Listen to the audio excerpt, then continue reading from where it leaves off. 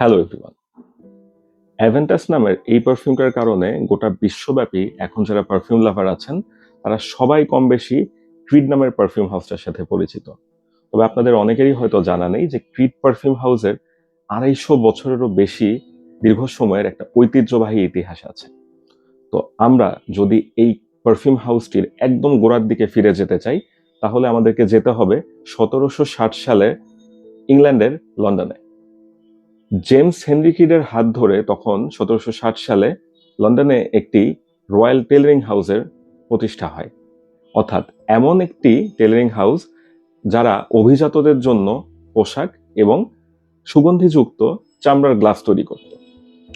তাদের পোশাকের মান কিংবা চামড়ার গ্লাভস এত বেশি ভালো ছিল যে সেখান থেকে রাজ পরিবারে সাপ্লাই যেতে শুরু করে এবং তৎকালীন যে রাজা ছিলেন তৃতীয় জর্জ, তিনি 1781 সালে একটা আর্জি করে বসেন যে তাদের কাছে যে ধরনের সেন্টেড গ্লাভস যেত, অর্থাৎ চামড়ার হাত মোজার ভেতরে যে ধরনের ফুলের সুগন্ধি এবং নানা রকম সুঘ্রাণ মেশানো হতো, তাকে সেরকম একটা সিগনেচার সেন্ট ক্রিয়েট করে দিতে হবে। তো সেই থেকে ক্রিডের পারফিউমারির যাত্রা। তখন জেমস হেনরি ক্রিড রাজা তৃতীয় জর্জের জন্য এমন একটি পারফিউম তৈরি করেন যেটার ওপেনিং এ ছিল হচ্ছে ম্যান্ডারিন অরেঞ্জ, অর্থাৎ ফ্রেশ কমলার একটা সুবাস, এবং ড্রাইডাউনেগে যেটি হচ্ছে একটু লেদারি একটা নোট এখান থেকে প্রজেক্ট করে।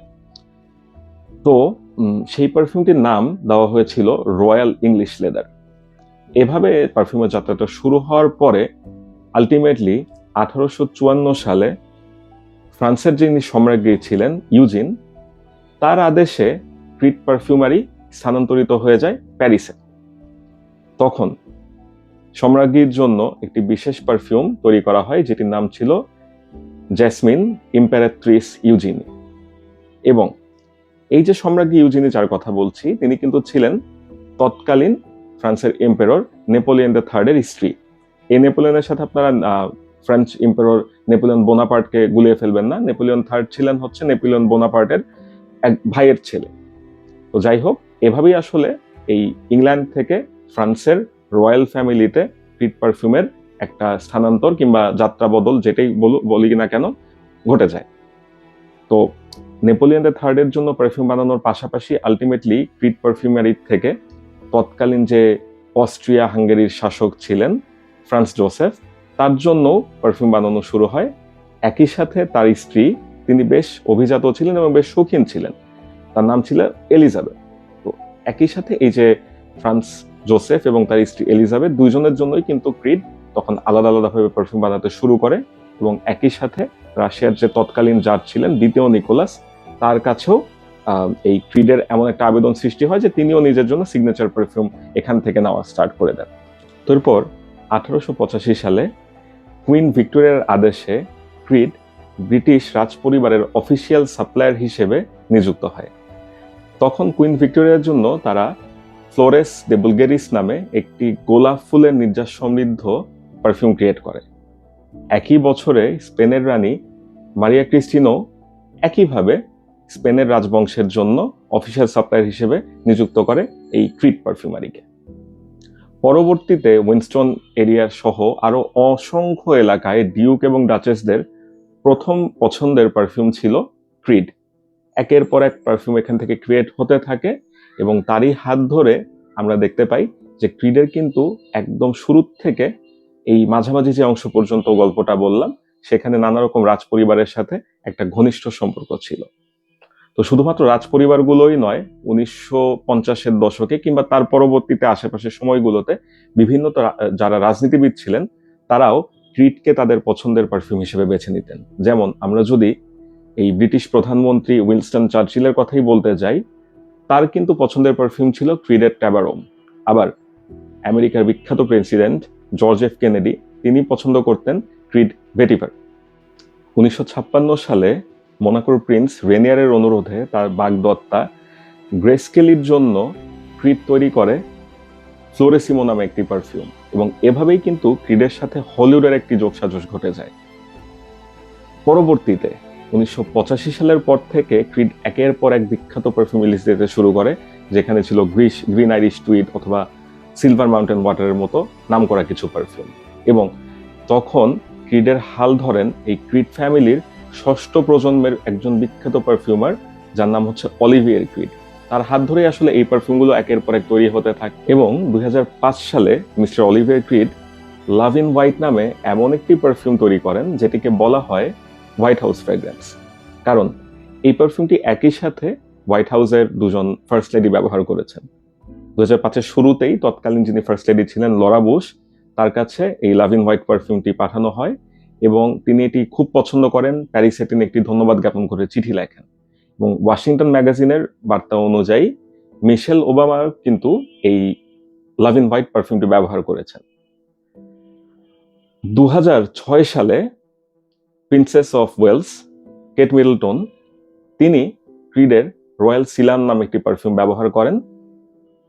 এভাবেই কিন্তু আবার সেই যুক্তরাষ্ট্র থেকে যুক্তরাজ্য পর্যন্ত আবার রয়্যাল ফ্যামিলির মেম্বারের কাছে একটি ব্যালেন্স এখান থেকে মেনটেন হতে শুরু করে।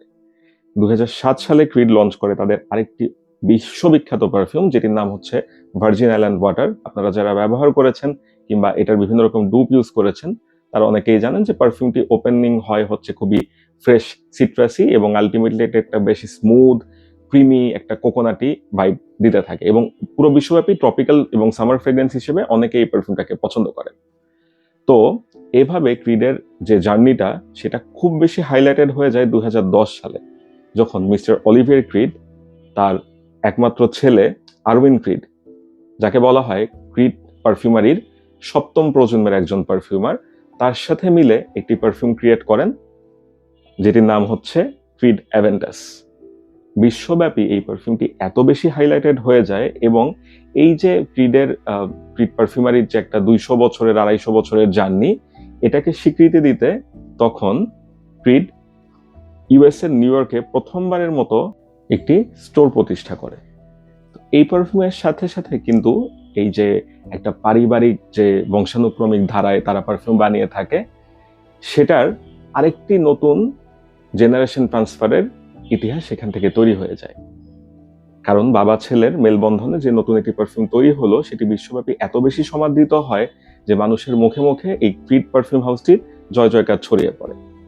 তারপরে 2011 সালে রয়্যাল উড নামে ক্রিডের একটি বেশ বিলাসবহুল পারফিউম তৈরি হয়। বিলাসবহুল বলছি কারণ এটার জন্য যেই ন্যাচারাল উডটা সংগ্রহ করা হতো সেটা আসলে বেশ দামি এবং এটির প্রতি পাউন্ডে আসলে যে পরিমাণ টাকা খরচ হয় সেই অনুযায়ী এটার যে প্রাইসটা ধার্য করা হয় সেটিকে বেশ জাস্টিফাইড বলা যেতে পারে। এবং অতি সম্প্রতি গত বছর আমরা দেখেছি যে ক্রিড উড জারিয়ান নামে একটি পারফিউম লঞ্চ করেছিল, যেটা র ম্যাটেরিয়াল তারা কালেক্ট করেছিল আমাদের বাংলাদেশের সিলেট থেকে।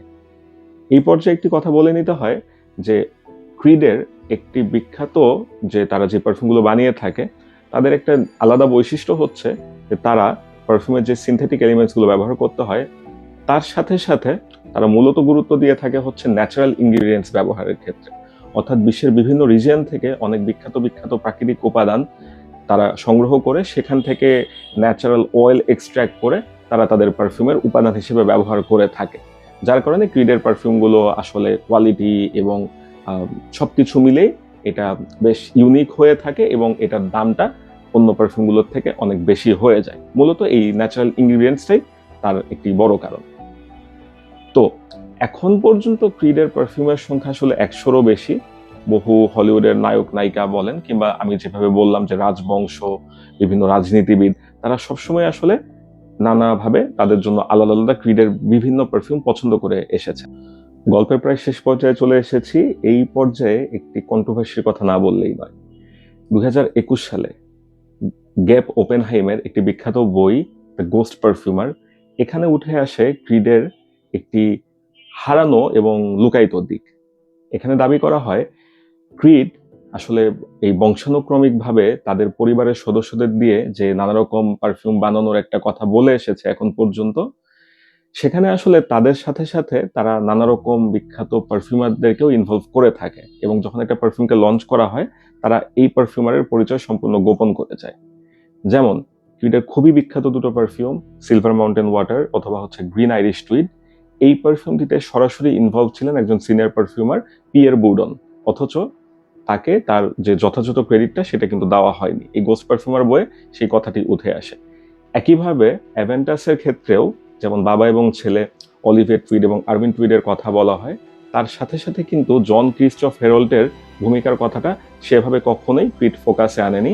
অথচ এই যে অ্যাভেন্টাসের যে পাইনাপল এবং স্মোকি যে নোটটা, এটা নিয়ে মূলত কাজ করেছিলেন জন ক্রিস্টোফ হেরল্ড নামের একজন বিখ্যাত পারফিউমার। তো এভাবে আসলে ওই বইয়ের মাধ্যমে একটা বেশ অন্ধকার দিক উন্মোচিত হয়ে যায় যে ক্রিড তাদের যে বংশানুক্রমিক ধারার কথা বলে এসেছে, তার সাথে সাথে তারা অন্যান্য পারফিউমার যারা ইনভলভ ছিলেন তাদেরকে কখনো ডিউ ক্রেডিট দিয়ে থাকেন। আরেকটা কন্ট্রোভার্সিয়াল কথা যদি বলতে চাই, 1950 কিংবা 60 সালের পর থেকে ক্রিডের যে হিস্ট্রিগুলো দেখা যায় সেটা বেশ খানিকটা মানে সব পুরোপুরি এভিডেন্ট থাকলেও এর আগের থেকে অর্থাৎ 1760 সাল থেকে আমরা যে ক্রিডের জার্নির কথাটা জেনে এসেছি সেটা তেমন কোনো ঐতিহাসিক দলিল কিংবা তেমন কোনো সাক্ষ্য প্রমাণ আসলে খুব একটা খুঁজে পাওয়া যায় না। এটাকে মূলত ক্রিড যে পারফিউম হাউস তারা ইস্টাবলিশ করে এসেছে বিভিন্ন রাজ পরিবারের সাথে তাদের সংশ্লিষ্টতা কিংবা অন্য যে গল্পগুলো সেটার আসলে তেমন কোনো রাজনৈতিক নথি কিংবা দলিল পাওয়া যায়নি। যদিও 1960 সালের পর থেকে যেই আমরা হিস্ট্রিগুলো ক্রিডের কাছ থেকে দেখতে পাই তাদের অফিসিয়াল ডকুমেন্টেশন অনুযায়ী সেটার আসলে সমস্ত রকম সাক্ষ্য প্রমাণাদি পাওয়া যায়। তো এত বছরের ব্যক্তি মালিকানাধীন যে প্রতিষ্ঠানটা ছিল সেটা কিন্তু আলটিমেটলি 2020 সালে এসে তাদের শেয়ার বিক্রি করে দেয় ব্ল্যাক রক নামের একটি ফ্যাশন হাউসের কাছে। অর্থাৎ এই শেয়ার বিক্রির মাধ্যমে ক্রিড আসলে নিজেদের ব্যক্তি মালিকানাধীন থেকে একটু কোম্পানিটাকে গ্লোবালাইজেশন করার কিংবা আরেকটু প্রফিট বাড়ানোর চিন্তার দিকে ঝুঁকে পড়ে। এভাবেই এই ব্ল্যাক রকের একটা মেজরিটি শেয়ার থেকে আলটিমেটলি 2023 সালে ফ্রান্সের কেরিং যে একটি বিখ্যাত প্রতিষ্ঠান সেটির বিউটি যে সেক্টরটা আছে তার কাছে ক্রিডের 100% মালিকানা হস্তান্তর হয়ে যায়, অর্থাৎ তারা সম্পূর্ণভাবে এটিকে বিক্রি করে দেয়। এবং সম্প্রতি শোনা যাচ্ছে 2025 সালের অক্টোবর মাস নাগাদ লরিয়াল, আমরা সবাই চিনি, খুবই বিখ্যাত একটি ডিজাইনার ব্র্যান্ড, তাদের কাছে ক্রিড আবার হচ্ছে তাদের 100% শেয়ারটা সেল করে দিয়েছে।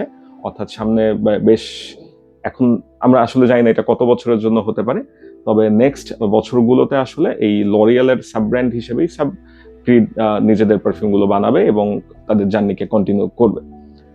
এই ছিল মোটামুটি ক্রিডের একটা মোটা দাগে ইতিহাস গল্প আলোচনা যাই বলুন না কেন। আমরা এই ক্রিড সংক্রান্ত আলোচনা দ্বিতীয় পর্বে আবার ফিরে আসব অ্যাভেন্টাস নামের এই পারফিউমটি সম্পর্কিত কিছু তথ্য নিয়ে। ধন্যবাদ।